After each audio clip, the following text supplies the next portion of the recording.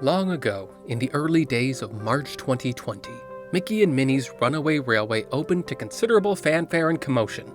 I recall the dedication ceremony being broadcast the night before. It showcased spirited dancing and colorful pyrotechnics and brand new, vibrant, and now iconic neon lighting. The energy of this presentation, coupled with my years-long anticipation, carried heavily over into the next great day. March 4th, the first official operating day of the Runaway Railway. Personally, for me, it was a wonderful day. Since its original announcement, the railway had been my most anticipated attraction for all of Walt Disney World. Considering it would be replacing a beloved Disney staple and would debut in a theme park year that had also included the opening of Galaxy's Edge, Rise of the Resistance, and the Beauty and the Beast sing-along, the railway had a lot to live up to. And it did. As a theme park fan, but mostly as a Disney fan, March 4th was one of my most favorite days in the parks ever.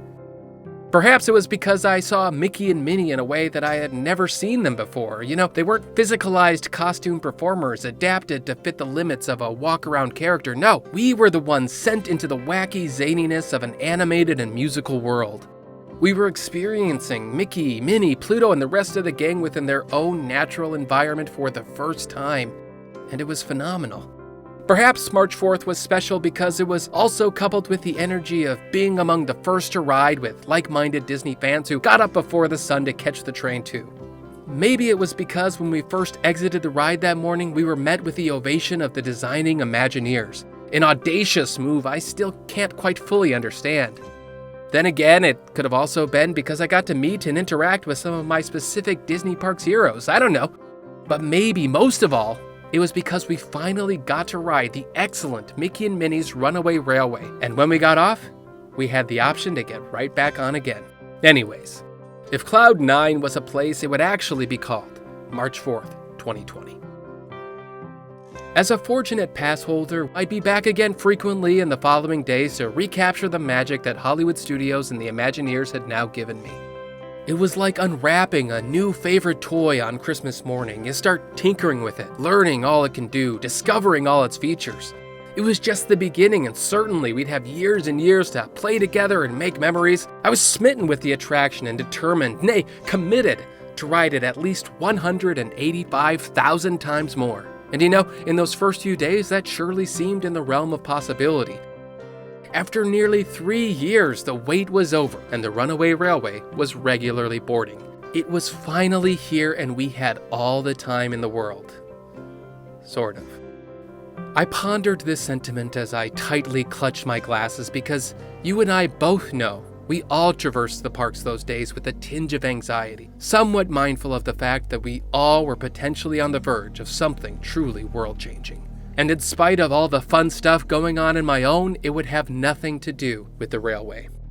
Off the high of opening day, I wandered around the Chinese theater, excitedly boasting of my favorite things about the attraction, to put together a standard top 3 things video I've done for attractions in the past. Hello there, explorers. We are once again back in Disney's Hollywood Studios to talk about some things. Still lost in the whimsy and maybe feeling a bit rushed, I struggled to verbalize my feelings for the meat of what would have been the final project, but nevertheless, I still went for it. I am very satisfied with Mickey and Minnie's Runaway Railway, and with each new ride, my admiration grows and grows. But that brings us to this chilling challenge. And let's narrow it down to our top 3 favorite things about the Runaway Railway. Let's get started. Yeah, for the most part, I'm unsatisfied with the quality of what I filmed that day, and I plan to reshoot it properly at another time, when it becomes possible. You can see here I was excited and animated and passionate, but maybe you can also see that behind it all, I was a little frantic, a little disjointed, a little unnerved, because there were a lot of other things going on outside. Good evening, and it's great to have you with us here to start a new week. And we begin tonight with fast-moving developments involving the coronavirus here in the U.S. And as the virus spreads, Americans from coast to coast taking no chances, braving long lines to stock up on supplies, finding some shelves bare. By the time I got home that evening, the news would be officially announced. Due to the growing global pandemic, Walt Disney World would join its many parks around the planet and close its doors for what would become its longest hiatus ever. That was months ago. Quarantine has done a lot of different things for each of us. It's frightened us, it's bored us, it's taught us, it's grown us or plumped us. Overall, it's strengthened us, I think, and probably a whole lot more. Unquestionably, in the scheme of the world's problems right now, theme parks should be the last on the list, and yet in spite of all of these issues, my own mind keeps wandering back to one place, one park, one melody, one attraction. It's called Mickey and Minnie's Runaway Railway, and I believe it was just the ride we needed before the slump.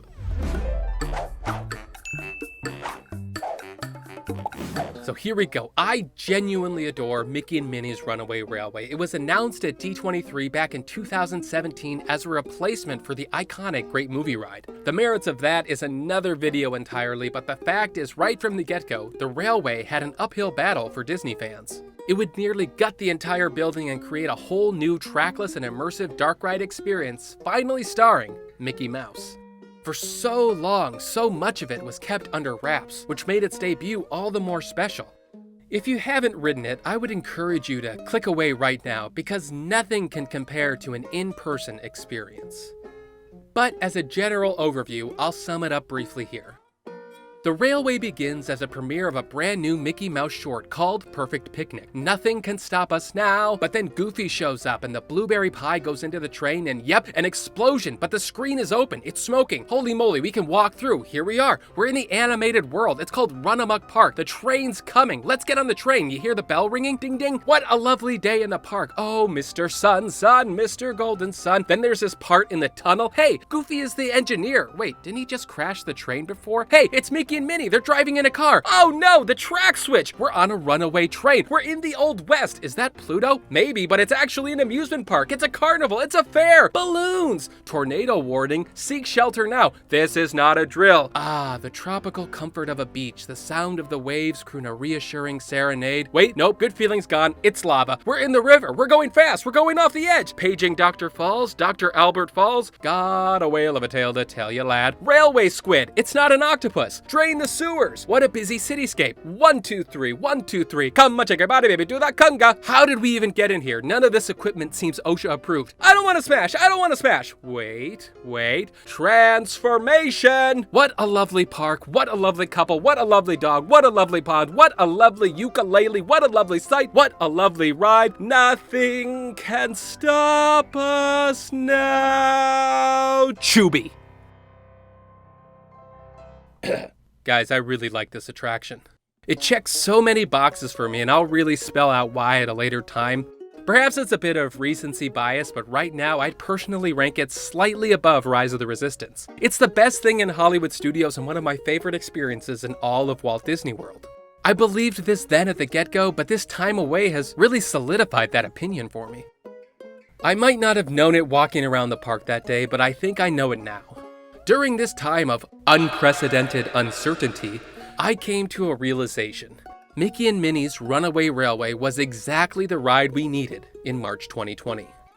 Mickey and Minnie's Runaway Railway opened on March 4th, proclaiming the seemingly simple and positive message that nothing can stop us now. And maybe the whole thing stands taller for me sentimentally because that was one of the last carefree days I've had in a while. It seemed like on March 4th, everything was perfect. We were all having a great time at the top of the heap, and then it's like things went downhill fast.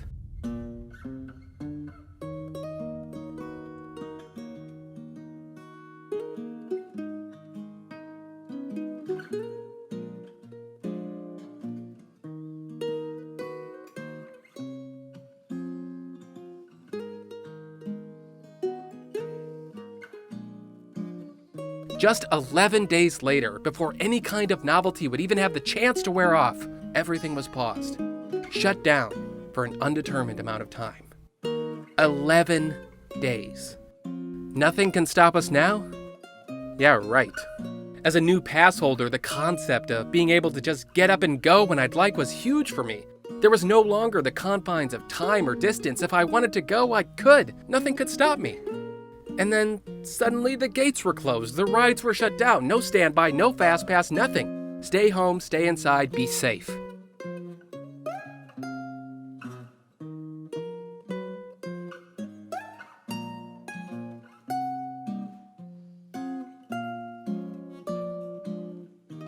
but I had already had a taste of the railway and I was addicted. And so over those first few weeks of quarantine, I poured over content, whether it was my own personal footage or the countless POVs and reviews you can find online. With every video, with every ride, the defining theme would melodically work its way deeper into my mind.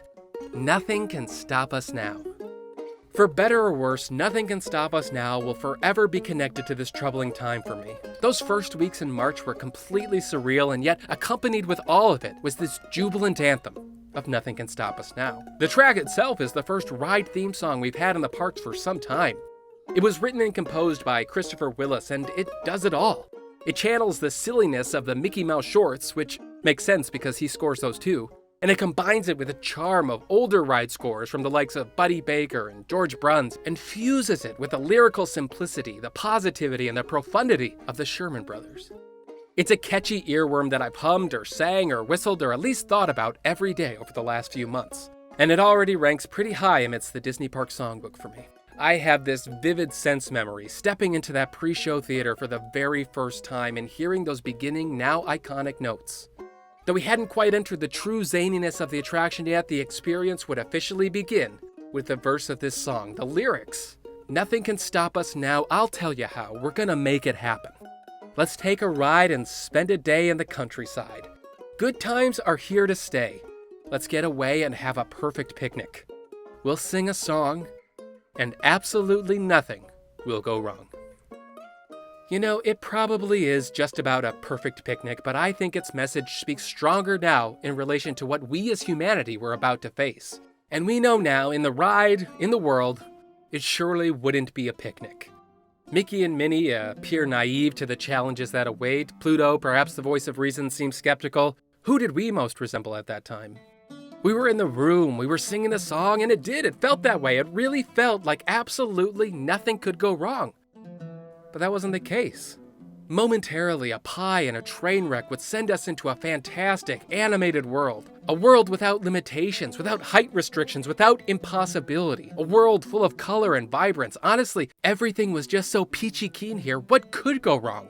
But we soon find out that even perfect worlds are subject to issue. And we observe how even a lovely day in the park can so quickly go off the rails. 2020 has been quite the year so far, and if we could sum it up with an attraction, it would probably look like this. No.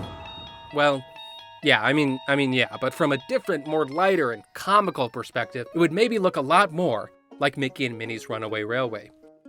In 2020, we've confirmed that the notion that absolutely nothing can go wrong is a phony one. Everything goes wrong as we appear to bounce from catastrophe to catastrophe. Whether it be murder hornets, or fire tornadoes, or civil unrest, or a global pandemic, we've seen it all. Or perhaps it could have been a train wreck, or a twister, or a volcanic eruption, or almost getting smashed by a smasher. But we didn't. We didn't let it stop us. None of that stopped us, because nothing can stop us, especially now. I hope that through the turmoil that the world is going through and will soon come out of, that this will be our battle cry. Yeah, there's gonna be roadblocks, there's gonna be storms, there's gonna be crap, but nothing can stop us now. The main song is fantastic in its own way, but what gets less attention is its peaceful and triumphant reprise, where the overarching and strangely preparatory message is once again restated. A melodic declaration that assures us, no matter what it is, together, we're gonna make it through. Hey, picnickers! Told you nothing was gonna go wrong. Nothing can stop us now.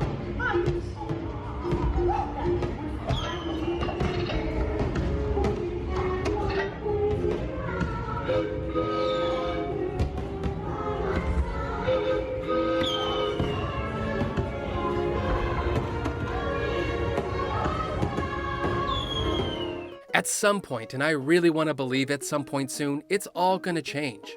This crazy ride we're all on is going to transform to a new and harmonious and lovelier world. And at that point, we'll know for sure that nothing could stop us. A great supplement to this attraction is a song of bold perseverance that lead railway Imagineer Kevin Rafferty wrote in reaction to the quarantine. He put it on Instagram and sings along with his fellow Imagineers. What do you do when things get sad and gloomy? You write a happy new song.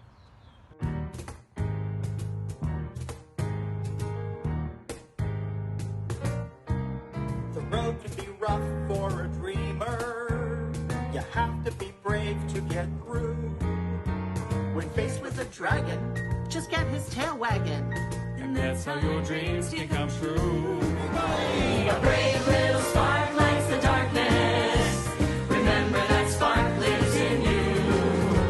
Just let it fly high, way up into the skies, where there's nothing you can't dream. There is nothing you can't dream.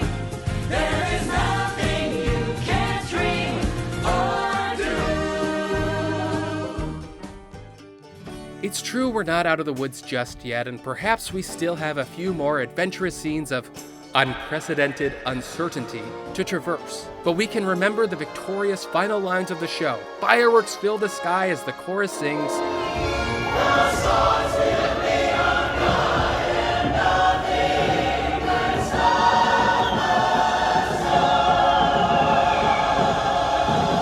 the stars and the fireworks, these brave little sparks against the unknown twilight, grow brightly. They guide us as shiny beacons for the dawn and the new day approaching. With our refreshed, Mickey-motivated spirit of inspiration and determination, nothing will stop us. But we have to believe it ourselves. Yeah, it's just a theme park ride, and I'm certainly overthinking the whole thing. There's bigger fish to fry right now, and I'm likely finding meaning where there isn't any. But in a way, that's the power of the melody. That's the power of the message. That's the power of a momentary, dreamlike theme park experience and what it can mean for each and every person that steps aboard. That's what makes it fun. They say absence makes the heart grow fonder, and I think that's been ever true during this time away from Walt Disney World. I've missed so much about the parks, each of them, and I'm looking forward to a time where we can all safely enjoy them together. There's currently an opening date set for Walt Disney World, and figuratively, we're approaching that new dawn. And perhaps more selfishly, we're approaching the part where I can get on the Runaway Railway again. So help me God, it will be one of the first things I do when I'm back in the parks. And when I do, I'll see Mickey and Minnie and Goofy and Pluto, and I'll ride throughout Run-A-Muck Park, sensational carnivals and underwater lagoons, and it will confirm that nothing should, would, or could stop us, now or forever. During our short window, I rode Runaway Railway 8 times, which if I'm sticking to my original commitment means I have at least 184,992 more rides to go. So, bring it on. What's gonna stop me? So once again, I recall wandering around the Chinese theater that afternoon in March, just days before the Disney World gates would close. I didn't quite know what was coming up ahead, the trials we'd soon be facing, the speed bumps we'd be racing towards. But amidst all that unprecedented uncertainty, there was one solid and steadfast sentiment. I knew it that day, and I still believe it now. And so, I'll let that guy close it out. I love this attraction. I think it's a perfect fit for what Disney's Hollywood Studios is becoming. The world, like the railway, is a little bit crazy right now, and I can speak from experience no matter what the situation is when this video eventually goes up. But the world is a lot better because Mickey and Minnie's Runaway Railway is in it. So fear not, explorers. Nothing can stop us now. And until next time, we'll see you in the happy place. Bye.